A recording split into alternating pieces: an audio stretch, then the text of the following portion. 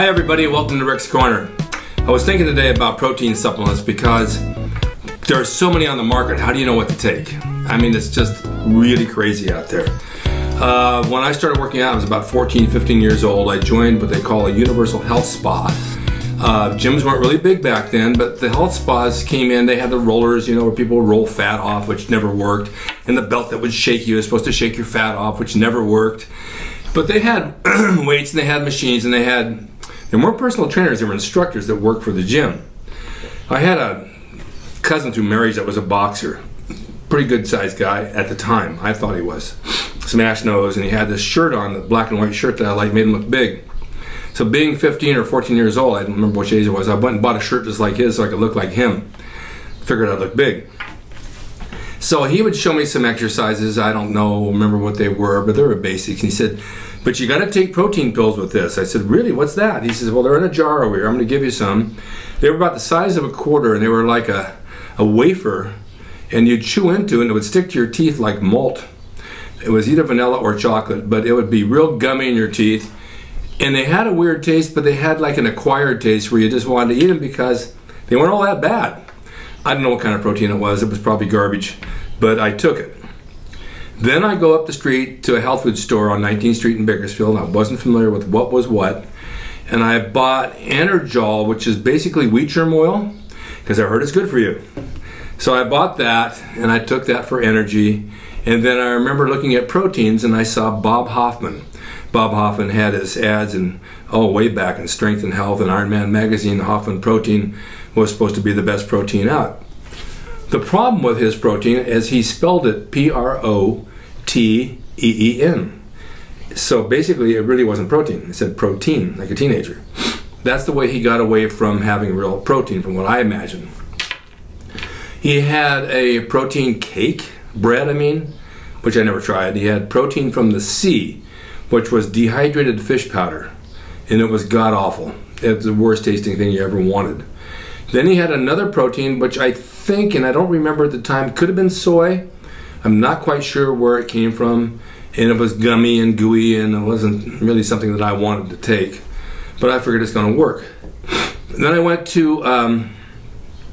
came down to LA from Bakersfield one day, and I stopped into a health food store right over here in Laurel. This guy said, I have a great protein, makes your hair grow. It's really good stuff, and it had a nice flavor to it. He said, I'm going to give you a free bottle. If you like it, come back and get more. So I took it, and I didn't know what to make of it. It was okay. Wasn't anything great, but there was another protein that I wasn't quite sure what I was going to do.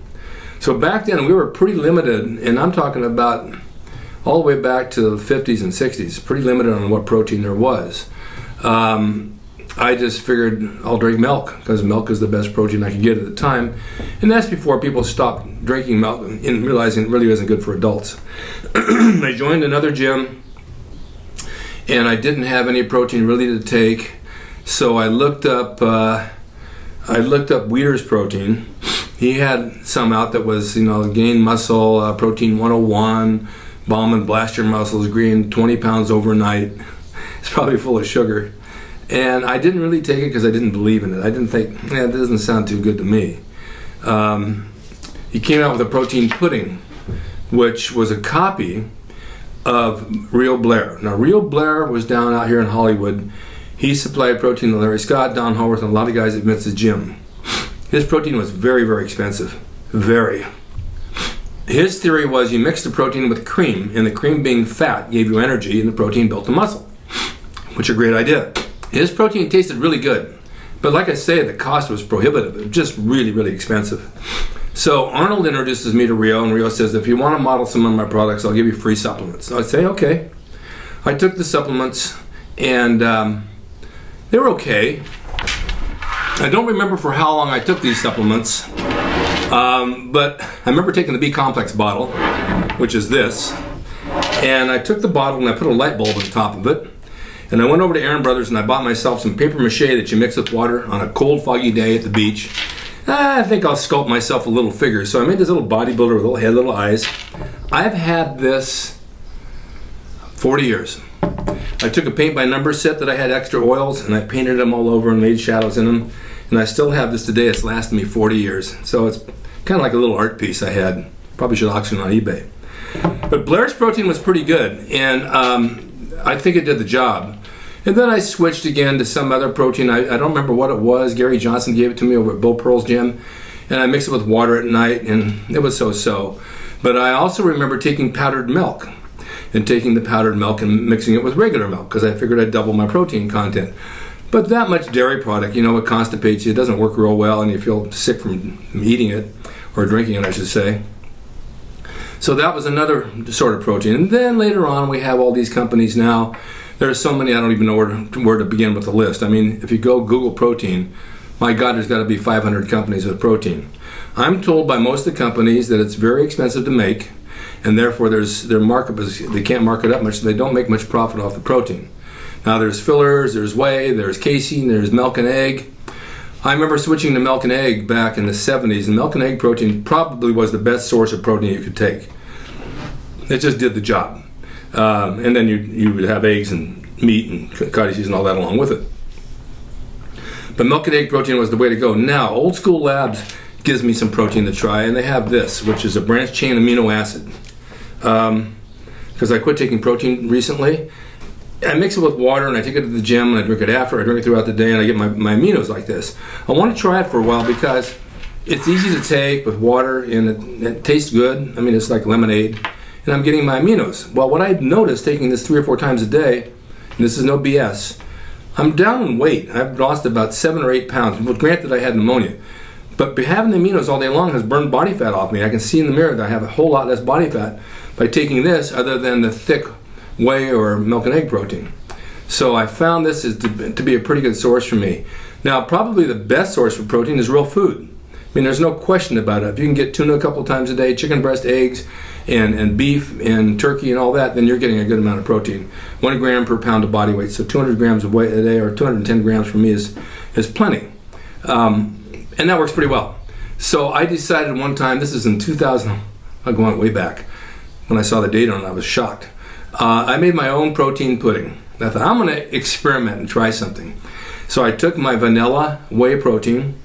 I bought some vanilla pudding at the market made by Jell-O, and it's sugar-free. And I took a pint of milk. And you'll see, I mix this all together in a blender, put it in the refrigerator and let it chill. Well, there's 100 grams of protein in that protein pudding, that bowl. So if you take a couple of bites a day here and there, you're getting little spurts of protein throughout the day, and it tastes really good. So I thought, well, I'll do that. You can even put some Cool Whip on top, because Cool Whip doesn't have any sugar.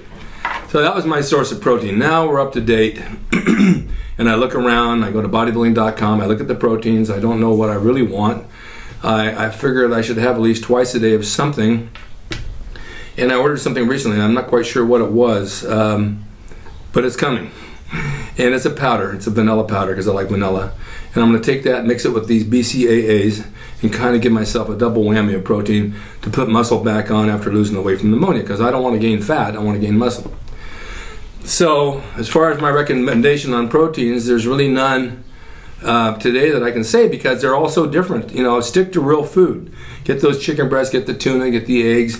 There's nothing wrong with whole eggs. The yolk has lecithin in it. Lecithin burns fat. I talked to my cardiologist. He said, you're not going to get fat off of yolk, and you're not going to get high cholesterol off of yolk. It doesn't work that way.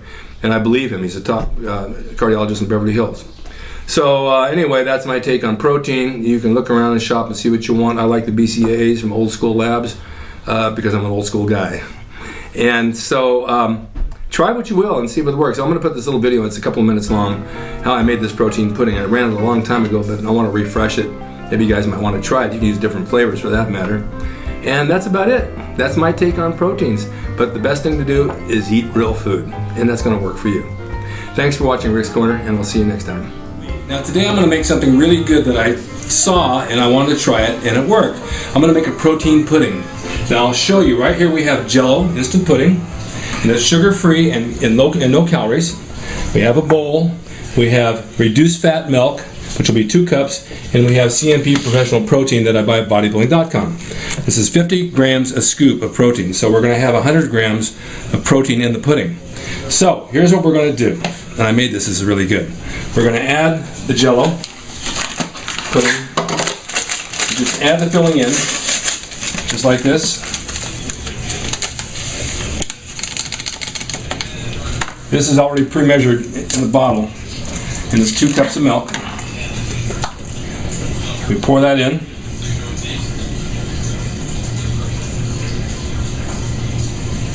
Then we'll add 2 scoops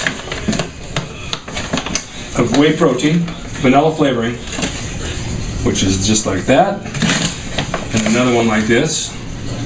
And that gives us 100 grams of protein right there, which is pretty darn good. We'll take a spoon to start it out, mix it lightly so it doesn't overflow and get all over your sink.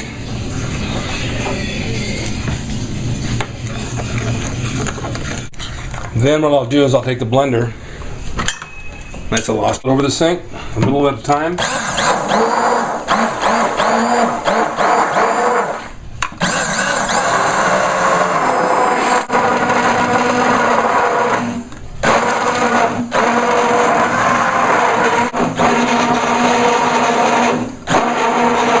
Okay, you can see it start to thicken, and when it gets like that, then you put it in the refrigerator, let it set for about 20 minutes, and you're ready to eat. Protein pudding. It's one of the best things I've ever come up with. You got to try this. It's a great snack, mid-morning, mid-afternoon, or bedtime.